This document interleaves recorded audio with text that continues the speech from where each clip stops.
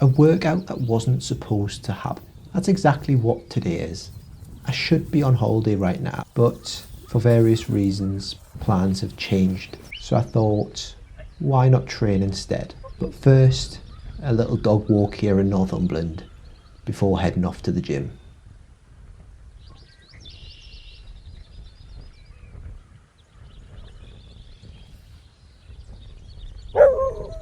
I went into today's session without much of a plan.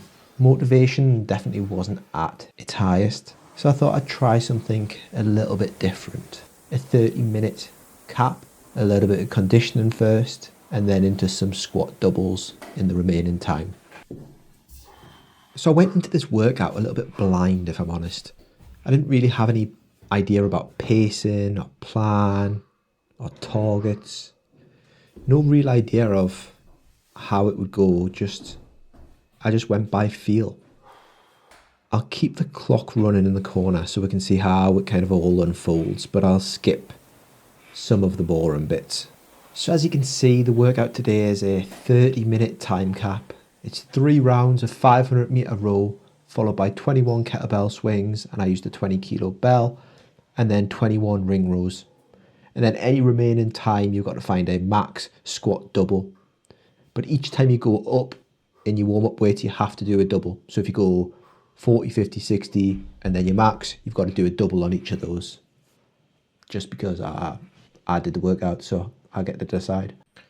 I actually have no idea what even motivated us to do this workout today, because I haven't really done any conditioning over the past over a year. I think I was just frustrated about not being able to get away, so I just said, fuck it, we'll just do any old workout and see what happens, basically. I did say in previous videos that I need to start improving my conditioning and just training a little bit harder. So this was just to see what would happen, basically.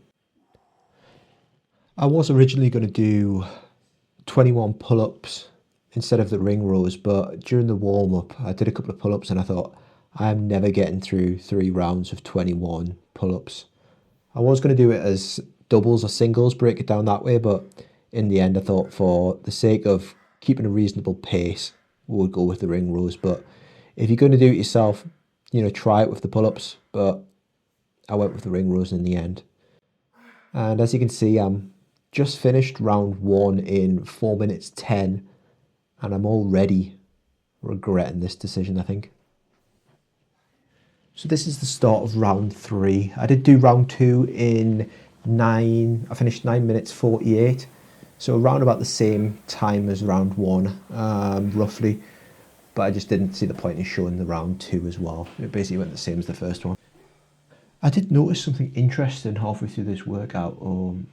Basically, I used to do some CrossFit back in the day, and I didn't love it. But what it did make us quite fit. I was able to push myself really hard when it comes to conditioning.